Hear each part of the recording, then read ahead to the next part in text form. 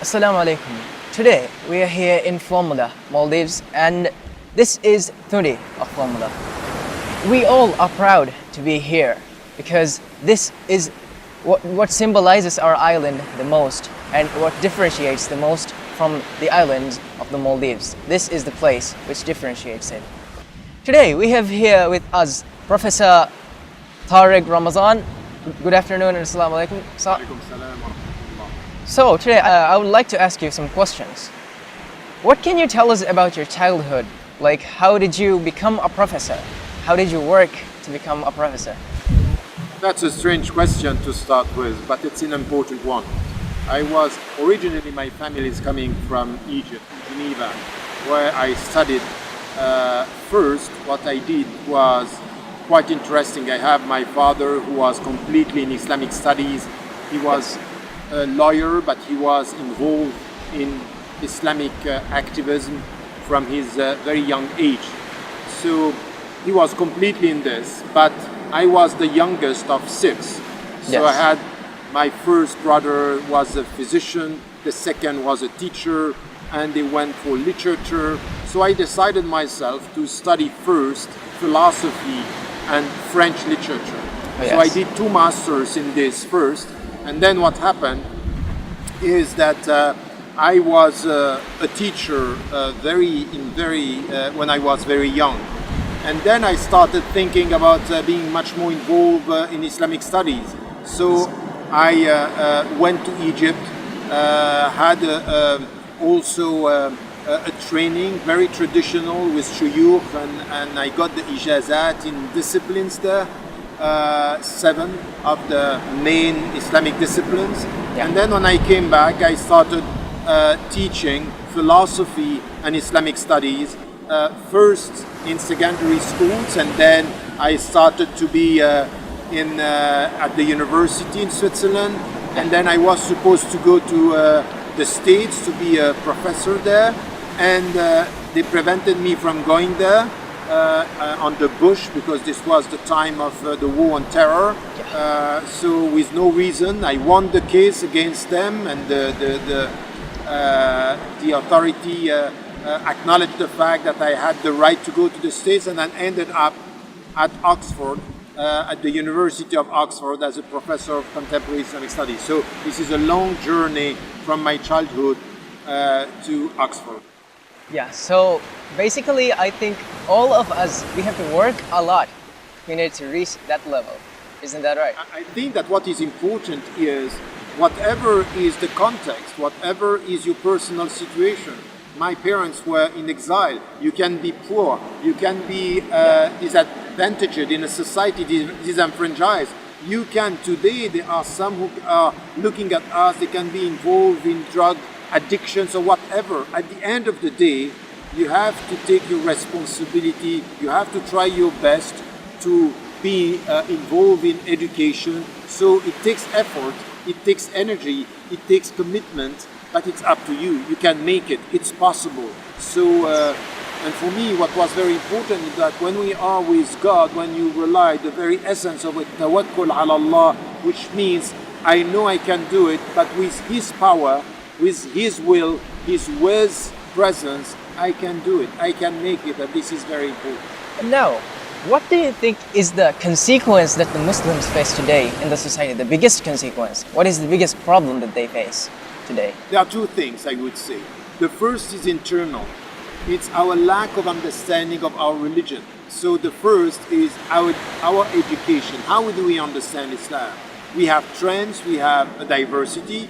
Nothing wrong with the diversity among Muslims. But when this diversity ends up being division, and when we are reacting in very formalistic way, very literalist, and then we don't understand the very meaning of Islam, which has to do with spirituality, it has to do with self-reform, it has to do with tazkiyat al-nafs, it has to do with changing yourself, it has to do with a positive presence in the world. If you don't understand this, you're not going to understand your religion. On the other side, you have other civilizations, other religions, and you have the world culture which is attracting us. So we don't know our religion, and we are attracted by trends and emotions, fashion, music, movies that have nothing to do with our ethics. We are not against arts. We are not against movies. We are against the lack of ethics in all this. Yes. So what we need is also to be able to face what is coming from the dominant culture, from the economic powers, with the transnational corporation in fashion, as well as in arts, entertainment, as well as the means that we have now, internet, Facebook, Twitters, all these things, they can just destroy you if you don't have an access, if you don't have a center. Who am I?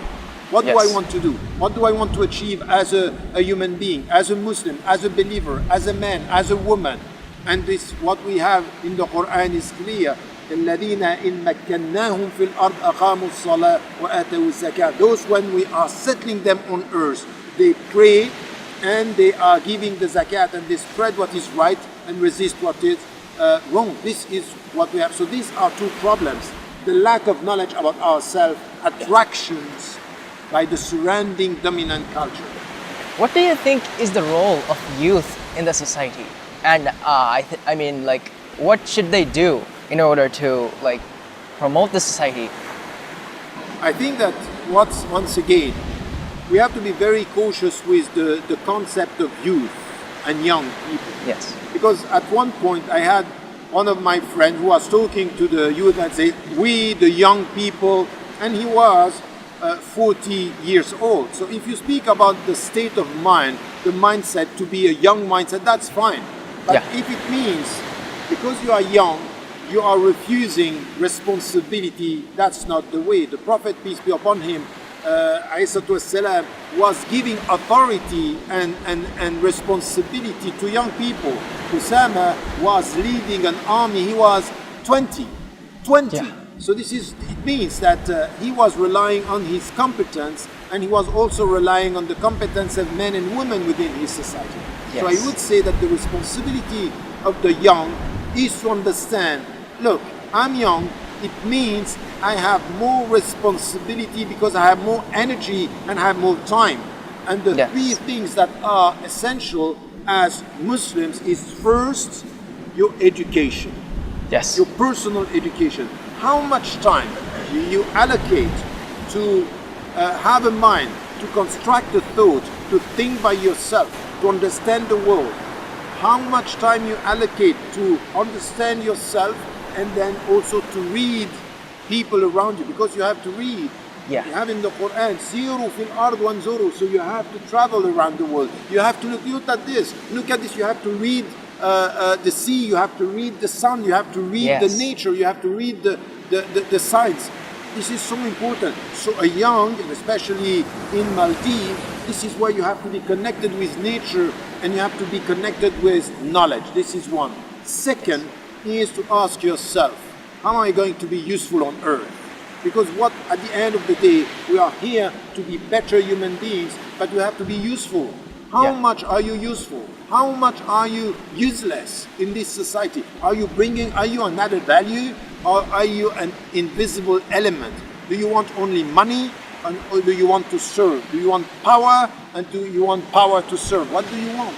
So this is why you have to ask yourself your role within the society. And if you can be a woman, you can be a man.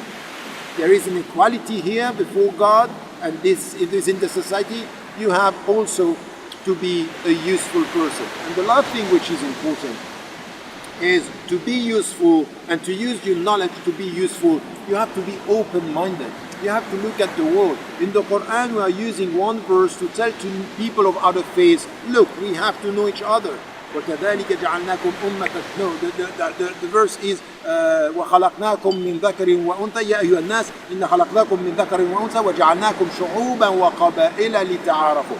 We made you tribes and nations in order to know each other. For young like you, for young people, how much do you take from your time to know the other, to learn about other civilizations, about history? We need to be open-minded, because our way of being useful within the society is not to be Muslims among Muslims. No, the best among you, خَيْرُكُمْ أَنْفَعُكُمْ لِلنَّاسِ. The best among you is the one who is the more useful for the people. The people, لِلنَّاسِ, not only Muslims.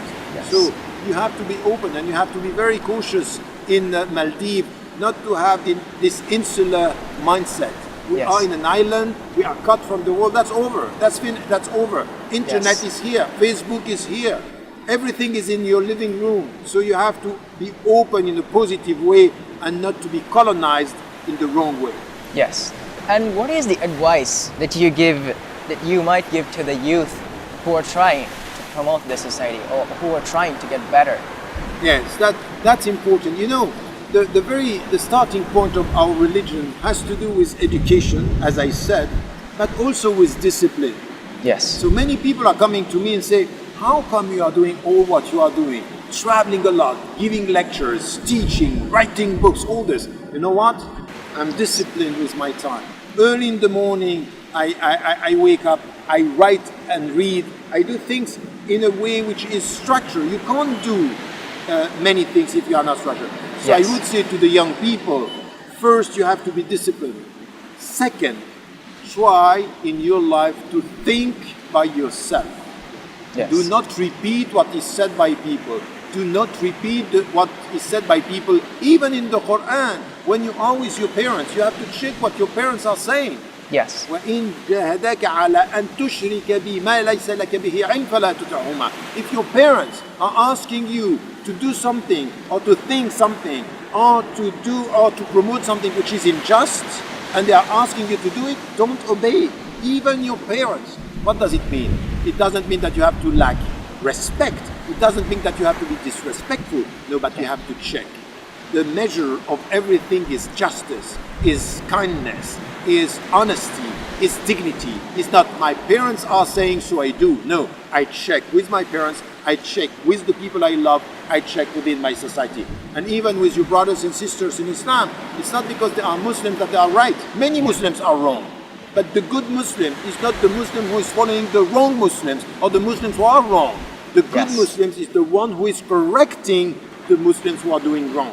So something which here has to do with thinking by yourself, being independent. The only one on whom you rely is Allah, it's God. Yes. Anything else, everybody else is not somebody that you have to depend on. You are taking from, you are learning from, but you should be independent. And the last thing that I would say to the youth, the very essence of your presence on earth is to serve. So ask yourself, who are you serving? And by who you serve, you have a value. This Yeah. is giving you a value. What is your value on earth? If you are invisible in what you give, invisible in what you think, invisible in who you are useless. You are Yes. useless. And this is exactly the opposite of what Islam is all about. Okay, so what is your view in youth getting involved in political activities? Like, I mean, the political activities in Maldives are pretty tense right now, and so what is your view in them getting involved? We don't have a problem in Islam being involved in politics. The problem that we have is the way you are involved in politics. There is one hadith, and Imam al-Bukhari was saying it's coming in 350 chapters in the Yes. fiqh, in Islamic law and jurisprudence. And we all know this hadith saying, إِنَّمَا الْأَعْمَالُ بِالنِّيَّاتِ. Your actions, your deeds are through your intention or by your intention. So you have to check your intention. So when, for example, somebody is entering politics with this obsession with power, with getting at the highest level, and with no ethics, whatever all the means are used and potentially be used in order to achieve this, that's not the way we have to deal with politics. There is something Yes. which is an contradiction in terms between this way of dealing with politics and what Islam is asking. But now, if you are entering into politics and your intention is, I'm here to serve the community, I'm here to serve the people within the society, so this is the good politics. This is political ethics and ethics in politics in order for you to do the right thing. So the Prophet, peace be upon him, والسلام, was involved in politics. He was implementing what is in the Quran. When Aisha radiallahu anha was asked about the Prophet ﷺ, what did she say? She said, كَانَ خُلُقُهُ الْقُرْآنِ. His ethics, his morality was the embodiment of the Quranic teachings. He was the Quran. So, and what do we have in the Quran? أمرهم شورى بينهم. The Muslims, they are deliberating, consulting when it comes to their affairs. What does it mean? What is this? This is politics. Yes. This is the way we deal with power. So we have to be involved. We cannot just say, as a Muslim, I don't care about. No, you have. If it's not you, it's going to be somebody who is going to use it, abuse it, and misuse it. So you have here to be very clear on the fact. Yes, we have to be involved in politics, but with the right intention and the right goals, the right objectives. And the right objectives is serving the people, more justice, more dignity, more freedom, and more morality within the society. This is what we want to achieve. So this discourse saying we Muslims don't have to do with politics, I'm always saying something to the Muslims who are saying, I don't care about politics. I say this is a political statement. Because in fact you are making a political statement by saying I don't want to be involved in politics. So it's very dangerous.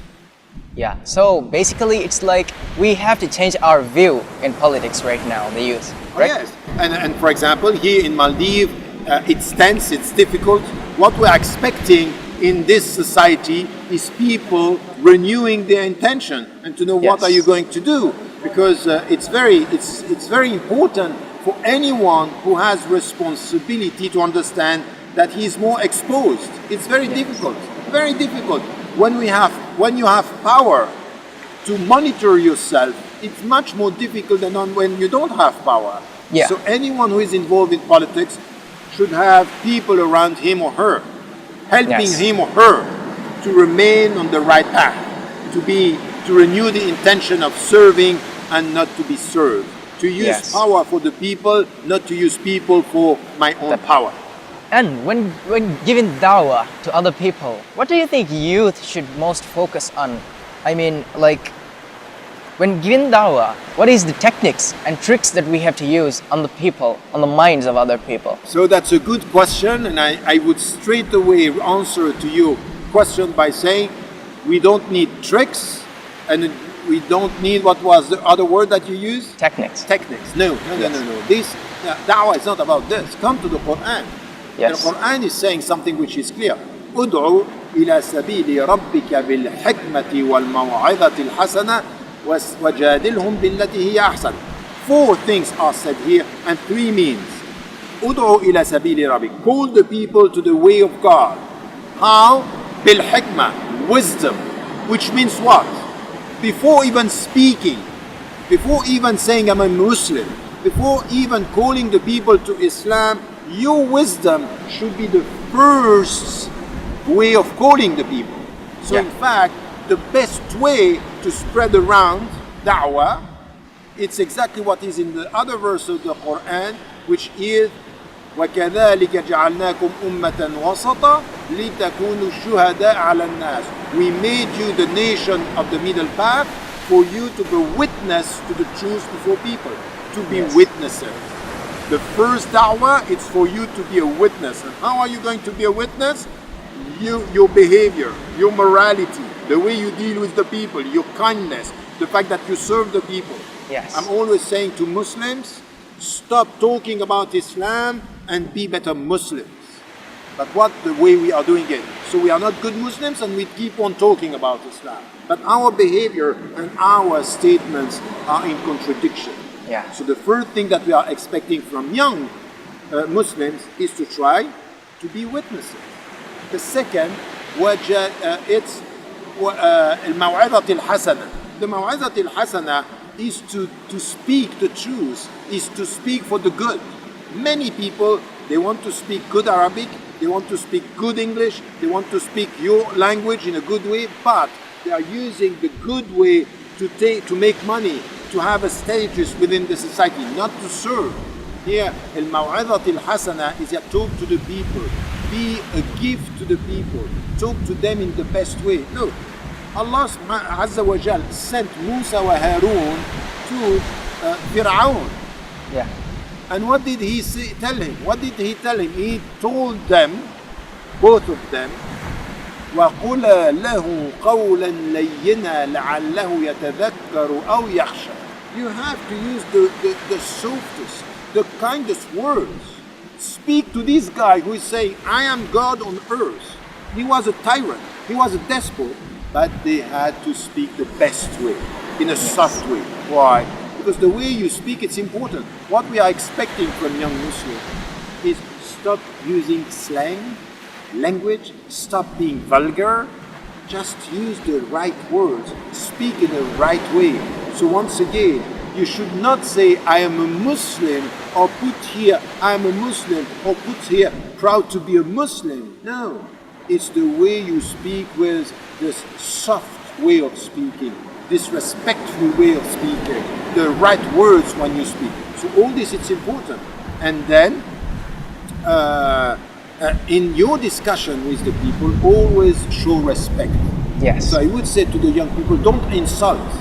لا تسبوا الذين يدعون من دون الله فيسبوا الله عدوا بغير علم. Don't insult what they are believing in instead of God. They will end up insulting Allah without knowing. So you are responsible of the reaction. So this is where wisdom, right words, and the right way to speak. Look at this. Behavior, the substance of what you say, the way you say. Everything is here. This is da'wah. This is da'wah. Da'wah is not to use tricks, it's not to use techniques, just be a Muslim. Be the good example. Be a witness. This is what we want. In school, let the people look at you and say, why is he or why is she behaving like that? And they will find the answer because you are a Muslim. Let them find the answer about Islam when they see you being a good Muslim. Don't put Islam before you and then they see Islam and then they come to you and say, wow, there is a contradiction here. A nice Islam, a bad behavior. So, in conclusion, what do you want to tell the youth the most right now? Because looking at the society in the Maldives, the youth's behavior is pretty peculiar. So what do you want to tell them? I would want to tell them, look, you know, I came in these islands and I met many people here. And many people, they have the impression, because they are in the islands, they are far from everything, that in fact they have no real role to play. Yes. Maldives is small and the world is big. Yes. But remember, everything started in Islam with the Prophet ﷺ and his family and his companions. They were few people, and they changed the world. So what I would say to the young people is, educate yourself and try from where you are never to nurture the victim mentality and saying, we are the victims, the world doesn't like the Muslims, the West is criticizing Islam. No. You know, there is an African say which is quite right. We start throwing stones to the trees when the trees bear fruits. It means that there is something. Why all these people are talking about Islam now? Because something is happening. Islam, we day in, day out we speak about Islam. Why? Yes. Because the people are scared. We have the responsibility, and the young in the Maldives have this responsibility to get more education and to become subject, not victims. You know the difference between the subject and the victims? The victims are the object of the perception of the people. The subject are deciding for themselves. So we want the youth to decide for themselves, not to be dependent, to try to get the right education, to avoid all these addictions, from drugs to movies to fashion to music. You don't have a problem with this, but you have to choose what is right. Yes. And then you go your way. Then you build something. Then you ask yourself, before becoming an adult, in which way am I going to be useful on this earth? Through my knowledge, through my behavior, through my activities, through my profession, through the way I'm going to deal with people. I might only have a smile, but Allah, the Prophet ﷺ is saying, this smile is a sadaqah. This is what can bring you to the Jannah. So even smiling, even saving a dog brought somebody to Jannah. Yes. So if this happened in history, there is no details with our face. Even the details are big things. if we think with our heart and not only as capitalists with our mind and the money and the quantity. Yes. So I would say to the youth, give preference to the quality of your life and not the quantity of your money. The quality of your friendship, not the quantity of the people you know. And use power to serve, and don't be obsessed with power to abuse the people and to use it in the wrong way. So it's the path towards peace that is needed in Islam. Reconcile yourself with your heart, with your mind, even with your body. I would like to say to the young people, be careful with your body. You have to work out. You have to train your mind. You have to train your heart. Everything has to do with training in our life. So the right training for the right goals, the right objectives, which means you belong to God. And to God you will surely return.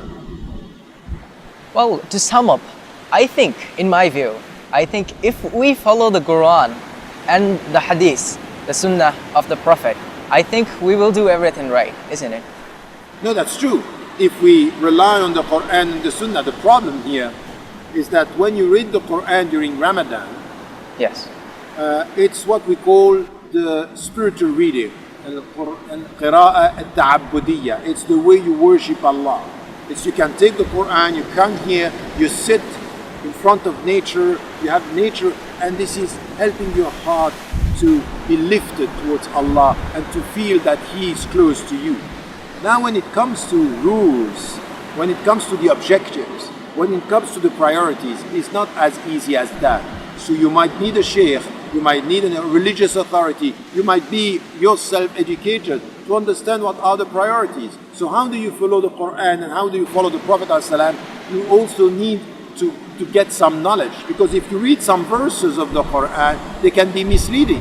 Yes. Of course, if you take the verse of the Quran saying وَاقْتُلُوهُمْ حَيْثُ تَقِبْتُمُوهُمْ, kill them wherever you find them, you can end up with what is happening in Syria, ISIS, Daesh, and people saying you can't. And these people have nothing to do with the true essence of our religion. These people are distorting our religion, and we need to say this to the youth here, because some are attracted to internet and they go there, they think that they are going to be saved and this is the shortcut to Jannah. No, that's not our religion.